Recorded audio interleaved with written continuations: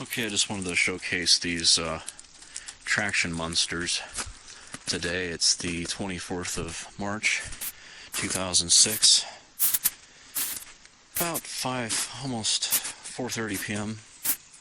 Okay, here's a steep incline. We've got about a foot and a half of snow left. Some places drifts 3 feet deep. It was actually about 3 foot deep here on the right hand side, and maybe a little bit less than that on the left hand side, but with the addition of the traction monsters, I was able to drive right up this. I must say it's very difficult to even walk up this. It's very, very slippery snow. If you let your tracks rotate and spin, it creates glaze ice, which is many times more slippery than ice that would normally set up on a flat surface on the road, for instance. But just wanted to display what we've got here.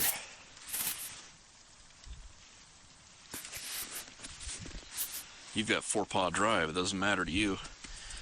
Here we go. Okay, so for instance, we can see what this does. Pretty deep snow here, and this machine would not have a chance to get up here without these traction monsters in place. And this is the prototype version, which may not be all that much more different than my production version. The main difference on the production version will be a much harder chain of greater tensile strength and hardness. This is only a grade 30 chain that I had. This is 3/4 inch length. Pretty heavy duty. Gives you these are extreme in terms of the height of the grouser effect that it creates. And I've got 5 per track here.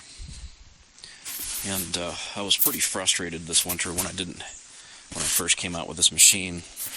I thought, lo and behold, it's got a polar bear on the side of it. It'll do fantastic in the snow since it has very wide tracks. This thing weighs about 11,000 pounds. But it would just not, I would get it out in the driveway here and it would just go anywhere gravity would pull it. It had absolutely no traction.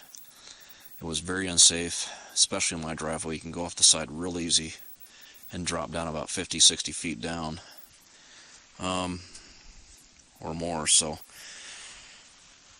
these have been holding up extremely well. They've got about 25-30 hours on them so far in the early stages of prototyping.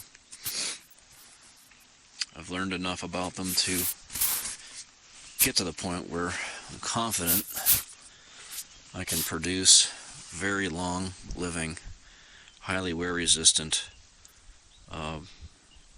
product, which will also provide more life for the rubber track itself, because if you think about it, the less spinning that occurs, the less wear. And as you can see, this track has been worn in quite a bit before I put these on, because I was spinning the track so much so that I just wasn't getting anywhere. I was actually literally burning rubber.